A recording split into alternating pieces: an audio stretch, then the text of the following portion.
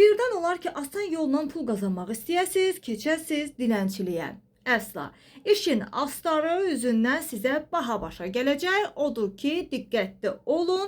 Gündəm xəbərin efirində 6 may tarixidir və Azərbaycan mediasından bir məlumatı diqqətinizə çatdırırıq. Belə ki, dilənçiliklə məşğul olanlar cərimələnəcək və onları inzibati həbs gözləyə bilər. Bu, Prezident İlham Əliyevin təsdiqlədiyi İnzibati Xətalar Məcəlləsində əlavə edilmiş yeni, yəni 523.1-ci maddədə öz əksini tapıb. Məcəlləyə əsasən dilənçiliklə məşğul olmağa görə xəbərdarlıq ediləcək, yaxud da 100 manatdan 200 manata dək məbləğdə cərimələnəcəklər.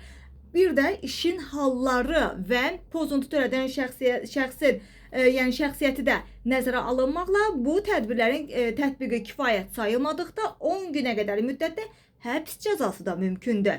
Hətta yetkinlik yaşına çatmayan şəxsin dilənçiyə cəlb edilməsinə görə də 200 manatdan 500 manata məbləğdə cərimə ediləcək və ya işin halları və pozuntu törədənin şəxsiyyəti nəzərə alınmaqla bu tədbirlərin tətbiqi kifayət sayılmadıqda 15 gün müddətədək inzibati həbs tətbiq oluna bilər.